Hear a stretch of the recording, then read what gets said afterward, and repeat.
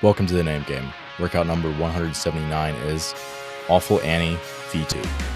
4 time with a 15-minute cap, 80 double unders, 40 GHD sit-ups, 4 cleans. Clean weight is 255 for males, 175 for females. 60 double unders, 30 GHD sit-ups, 3 cleans. 40 double unders, 20 GHD sit-ups, 2 cleans. 20 double unders, 10 GHD sit-ups, and 1 more final clean.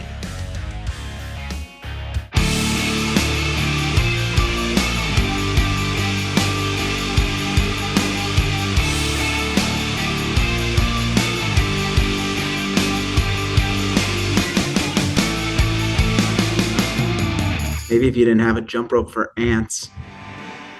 3, 2, 1, go.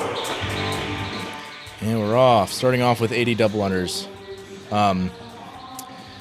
So this is, as Chris alluded to, as we were just pre-call, reminiscent of a old CrossFit Games workout. This is actually the COVID year, I believe it was 2020, where it was, they had like a stage 1 that was online, and then a stage 2 that was only 5 people in person. This was the stage 1, one of the events. This wasn't, but it was very similar to that. So it was, I think, 50 or 40, 30, 20, 10, drag double under, GHD sit up, and 4, 3, 2, 1 clean at 255, 175, I want to say. So basically same loading and structure. We just made it double under with a regular rep to make it more accessible to our population and more likely to see what we're going to see in an online qualifier setting.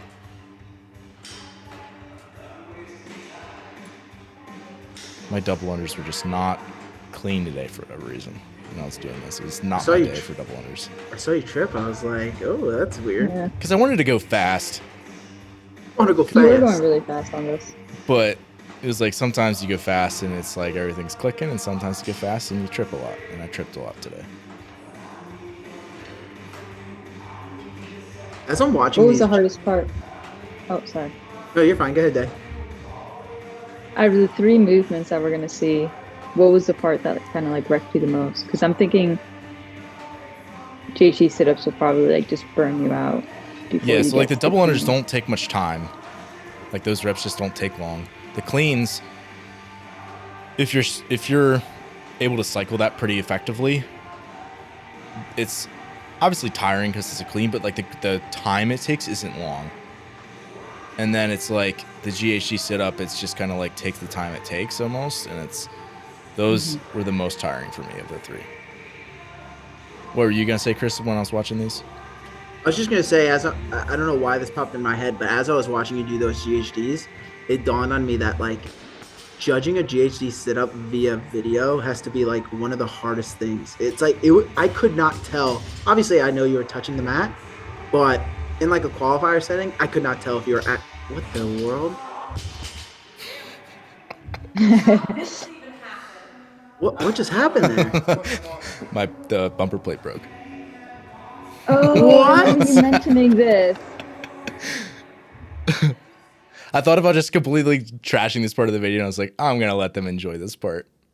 What? You know, there's a lot of things that, like, as you're filming mentioning workouts, that. you think are gonna go wrong. That was one of the things I expected to go wrong. I've never seen that. 3, Where mid lift, you 1, just split go. Yeah, it was bizarre, right? So we get to start back over. But Dude, start it over Oh, so again. you started I over? mean, what else am I supposed to do? Just pick up where I left off? That's Pretend what I like it would have didn't done. That's what I would have done too. happen? You edited it together and said, that never happened. No, I would say, Yeah. hey, it fell apart. Keep it running. Let's go. Now I gotta watch you do this all over again. Yep. But anyway, you were saying like the GHD is like a hard movement to judge? I would say via video, like I could not tell if your hands are actually touching the floor or not. Maybe Sometimes when you're like, if you're moving really quickly, like your video is from like most cameras, it shoots at like 30 frames per second. So you get one snapshot, 1/30th or you're telling me 30 times a second. Like one of those frames, you might not be perfectly touching it when you've actually touched it at some point. if that makes sense. So watch this. Like, you can tell without a shadow of a doubt that you're touching that mat. Like, I obviously know you're touching it, and you know you're touching it. But if you were a CrossFit Games person, Yeah, it's hard to tell. Yeah. anyways, that was just a small side. And that's why, like, I don't know rep myself if I'm doing, like, chest to bar. And, like, you know how you can tell if it grazes or not? But then there's, like, your judge gives you the rep anyway, who's standing right there. And I'm like, yeah, that video, they absolutely know. Like, in person, I'm at competitions, and they'll give me reps for chest to bar when I don't touch it. And it's like, they have absolutely no clue when you're watching a video. Yeah. Whereas, like, there's other things where it's a lot easier to tell. So this second time around, the weights hold up for you. They do, yeah. Good. No more mulligans. So my point being, I obviously did some GHDs in my warm-up, and then I did 40 in the first round, and then I got to do the whole workout again. So I ended up doing, like, probably, 170 or so GHDs. Oh my that gosh. day, which is probably the most I've done in, like, 2 years. So my abs are very tired. All right, take 2.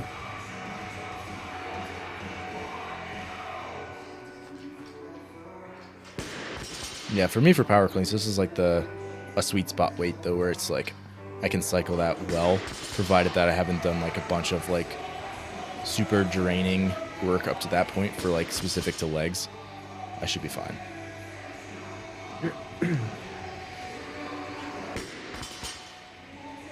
And we do have like scaling weights for people. I think we probably will say like 85%, something along those lines. I actually think right now the doc says 80%. 80%. Okay. So making it a little bit lighter, that way people can cycle that bar pretty Yeah. Gosh, I tripped so many times in these double unders. What a loser. You'll see when I get done with the workout, I just walk over to the camera and shut it off because I'm pissed.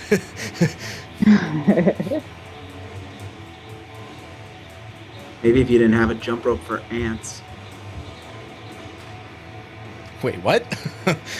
You ever see Zoolander? No. Oh my gosh, Dave, please tell me you've seen Zoolander. No. Oh my gosh. Sorry, we don't understand your reference. All right, real quick. So go watch it. The main character, it's about models, and it's a comedy. And so they build a model for a school that the main character wants to build, and it's called like the so-and-so school for kids who can't read or learn very good or something like that.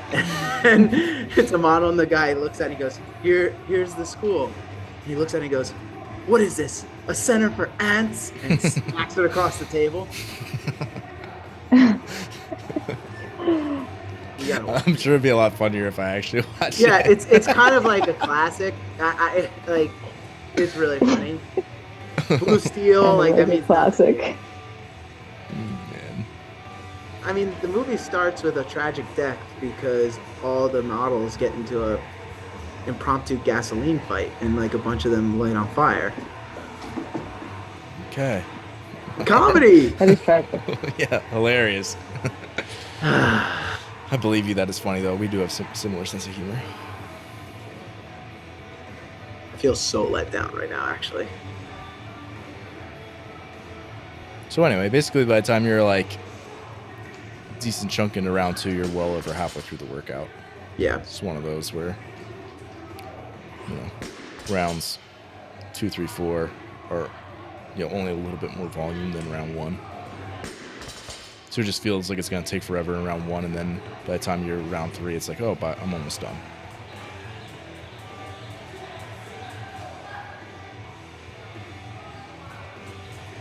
I should have had Riley demo this one, because she is like, if we were side by side, she would have, if it was a good double under day for me, I would have like been ahead of her in the double unders, and then you just would have seen her like buzz by me on the GHDs. She is so fast at GHDs. Really? Yeah. Ridiculous. Like, I'll be doing them at like literally as fast as I can, and she'll be like, we were doing these intervals where it was like 15/12 cow bike into like 25 GHD into like 3 cleans at like a heavy weight, and it was like rest repeat. It was like battery work. And I would get onto the bike get off the bike, get on the GHD, and I did like 4 reps. I counted 4, and as she's getting on and getting to her first one, and we get off at like the same time.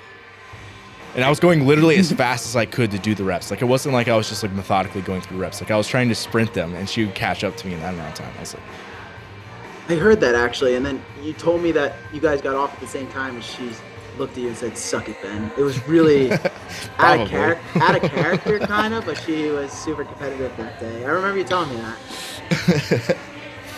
But yeah, she would have been a good one for the demo. Yeah, she's good at cleans too.